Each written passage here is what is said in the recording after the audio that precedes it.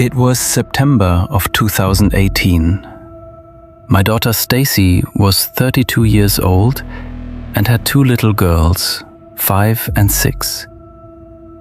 Stacy was a great kid. She finished college and got a good job, just like we wanted her to. Her late father and I raised her well, really. When it was time to settle down, she married a paramedic. He's what people call a flight medic, and because of that job, everybody trusted him on site. I did too, for a long time. I mean, he was a kind young man, and he made Stacy really happy, so I loved him because my daughter did. But I do admit that there was always something odd about him. There was one time where they were both over for Thanksgiving dinner, and Stacy was in such a strange mood. He was trying to act like things were fine, but I know my daughter, and I knew that she wasn't okay. For some reason, I looked down and realized that he was nudging her feet underneath the table. For the sake of peace, I never brought it up. If Stacy wanted me to know what was going on, she would have said something. Now, I really wish I had asked. She'd also had heart trouble before. It wasn't anything that should have killed a healthy 32-year-old woman, but it was on paper somewhere. I guess that had also caused tension in the marriage that year too. But like I said, Stacy never told me anything. That Sunday started like any other, but by that night, I got the call, and he's the one who called it in. He said he found her unresponsive at home, and my daughter had passed due to a heart attack. Nobody questioned it. To be honest, it checked out. It wasn't shocking in any way that a heart disease patient had a heart attack. Besides, he was also a paramedic. He'd know a heart attack if he saw one. Everything just made sense. When he said he wanted her cremated, I didn't fight him on it either. But a week or two after the funeral, my parental instincts kicked in when he filed for her life insurance. $250,000, 2 days after she died. So, I decided to take matters into my own hands. I informed the police that I suspected foul play, and after much convincing, they decided to pursue a possibility of homicide. It was then that I also found out that he'd been seeing another woman while Stacy was still alive. Strike 2. As investigations went on, the police gathered more and more disturbing information about this guy who was supposed to be the love of my daughter's life. A couple of his co-workers came forward and said that before Stacy died, he used to joke around, say if he ever wanted to kill someone, he'd use Visine. Obviously, it was an extremely odd thing to say at all, and even more obnoxious to say at work. Once investigators started pulling at it, they found something I didn't even know existed. My daughter had been an organ donor. As part of that process, the hospital had drawn and stored a sample of her blood that nobody had touched since she passed. It was the only piece of her left that hadn't gone into the fire with everything else. At this point, the police had started to see a trail they could follow. I wanted to be pleased by how right my instincts were, but I was too hurt by the fact that the man my daughter had loved the most may have taken her life. When they tested her blood and the results returned, it was positive for tetrahydrozoline, the active ingredient in eye drops, and her levels were 40 times what they should have been. With more and more findings, they found that it wasn't one dose. Prosecutors said he'd been putting it in her drinks over time, for weeks or maybe even longer. It was wearing her body down a little at a time until it finally gave out, and it looked exactly like a heart attack the whole way through. The monster was finally arrested for questioning, but not for long, which is messed up because he unleashed even more evil than we could have ever imagined. While he was out on bond waiting for trial, He set fire to a piece of equipment inside a medical helicopter mid-flight.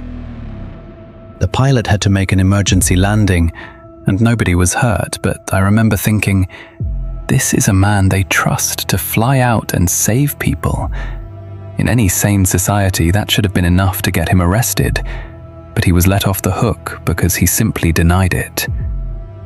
To cover that up, he claimed to have been kidnapped, and the police pulled up at my door to ask the strangest questions.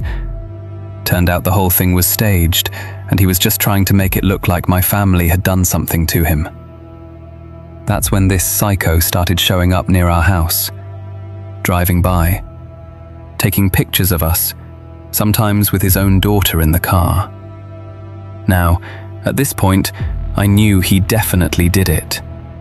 I didn't just know how exactly to prove it to the police. Everything changed when one of my granddaughters ended up in the hospital. Doctors said she had blood pressure and a slow heart rate. I didn't want to imagine the worst, because she was just a baby.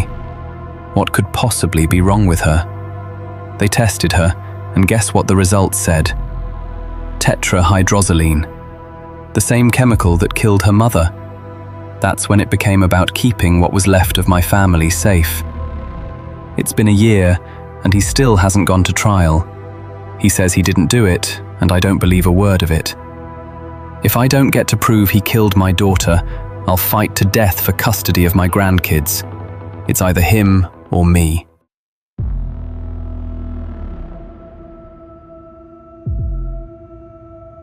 Before I begin my story of my worst nightmare, I want to make it clear that I never liked him. Might as well say that up front, because people assume I only feel this way now, looking back. No, I didn't like him in the first year either. And I should have known better than let things slide. But I didn't realize that was how every murder and mystery story began. My daughter, Susan, married Josh in 2001. He was quiet, but not shy quiet. It was more like controlling quiet. He handled all the money. He decided who she talked to. He had opinions about how she dressed for church. And every time one of us brought it up, Susan brushed it off. Her excuse was that he was stressed with work. As if Josh wasn't bad enough, there was the creep who raised him, Steve. This guy was a real crackhead. Susan told her sister once that Steve made her uncomfortable. The way he looked at her, the way he talked about her. We found out later he'd actually been taking photos of her for years without her knowing. 8 years after their marriage, I thought it was all going to end, because Susan wasn't brushing anything off as much as she used to. I think she was beginning to see how messed up the whole situation was. She started telling her sister things weren't right at home. She was keeping a journal of dates, things Josh said. She was basically recording her whole life. She even told co-workers more than once, "If anything ever happens to me, look at Josh first." On the 7th of December at 2 in the morning, my phone rings. It's Josh, and he says, "Susan's gone." From his account, he took the boys camping the night before, but when they got home, she wasn't there. I was beyond devastated. For a moment, I couldn't even think about how odd it actually was that he was camping in December, in Utah, with a 5-year-old and a 2-year-old in the middle of the night. Police went to the house for a search, and things just seemed off. Their carpet had been cut out and replaced. Fans were running in the basement, like something had been drying. Susan's purse was there, her phone, her glasses. She never left the house without her glasses, not even for a trip to the grocery store, let alone forever. At interrogations, Josh wouldn't answer basic questions, and he got a lawyer almost right away. Every interview after that sounded the same, rehearsed and flat. He'd bring the boys to the press conferences sometimes. I remember watching that on the news and feeling something turn over in my stomach. I sat across from detectives more times than I can count, and every time I heard the same 2 words. Person of interest. Not suspect. Person of interest. Meanwhile, people were volunteering by the hundreds. We had search parties combing the desert, divers going through lakes and canals. Nothing came up, and Josh just kept living his life. Before we knew it, he moved the boys in with his father, the same father Susan had been uneasy about. Her mother and I couldn't bear the feeling of deep anger, so we went after custody instead. After 2 years of hearings, evaluations, and psych exams, a judge finally ruled that the boys shouldn't be alone with Josh unsupervised. Since we were winning on that, I trusted my gut feeling and convinced the police to search Steve's house as well. Oh boy, was it terrifying. This disgusting man had inappropriate photos of my daughter that Josh himself had taken. It was devastating, but that's when we knew we were almost there. We were close. I remember getting the call that a supervised visit to Josh's house was scheduled as well. One more step toward getting them somewhere safe for good.